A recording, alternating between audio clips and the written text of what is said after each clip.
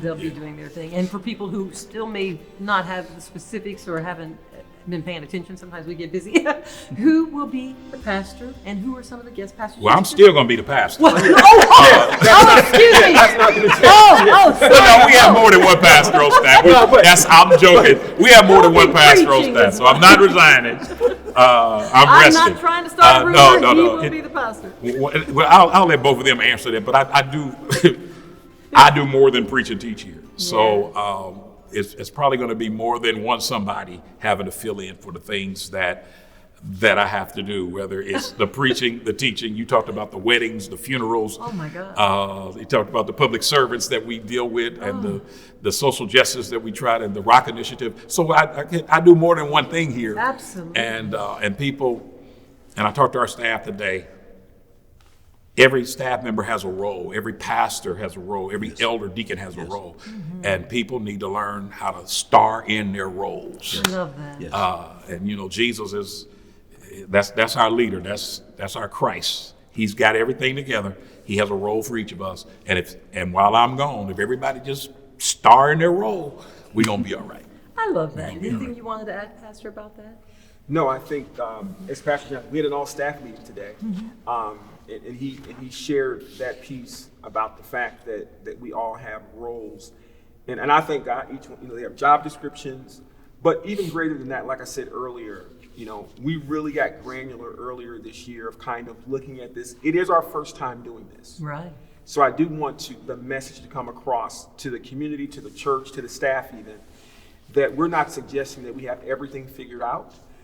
But at every aspect or at every turn in my life, when I've come up against new challenges or things new and God has led that, God has never, ever left me alone. Mm. And so from a faith perspective, I understand that we have to continue to move and trust in God and believe that he's going to make a way. And so we're excited about the opportunity to be able to do that. And I do want to say that I think at these times that people also grow. Mm-hmm. I think we will learn things about ourselves. We'll grow in our trust in God. Mm-hmm. And to talk about, I think, that shared leadership, if we look at typically now, as you know, when someone calls, they want Pastor Johnson to do all the interviews, all the newspaper articles, all of that kind of stuff. Even though he always says, he always says to us that he's been saying, I want them to know that it's not just me, not just him. And so I think that I shared with the team that there are going to be opportunities for people to be able to kind of expand some of their giftedness, because I'm not going to try to do it all, and neither is Elder Bill or the other. I think there's going to be opportunity for people to be able to grow, and I think we're probably going to learn some other things. And so I'm excited about the faith walk, but I continue to say I'm really very, very excited about the fact that Pastor Johnson and Lady Sharon will be able to get the sabbatical. And Pastor Jay will be doing some, as you said. Yeah, well, you asked a question about who's going to do some of the preaching and the teaching. Pastor Jeffrey Johnson II is going to handle the majority of the preaching and the teaching when I'm gone. But we have other ministers here and ordained ministers. We have people with the gift of teaching in the ministry that will continue to do what they're doing. We have guest pastors who are coming from Cynthia Hale out of Atlanta to Pastor Gina Stewart out of Memphis to Janae Pitts-Murdoch, the new pastor, Light of World Church in Indianapolis. She's going to come over and help us. Freddie Haynes, who we all know and love from Dallas, Texas. Ralph West coming from Houston.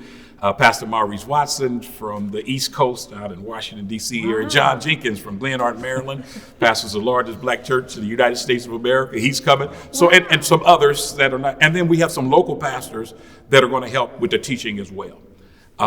And the preaching as well. So we pretty much got people, and they're sons and daughters of the ministry who went on to pastor churches, so they're going to come back and help us out. So it's going to be a great time for our congregation, and I've always tried to get our congregation to be open to other pastors and teachers' insight other than mine.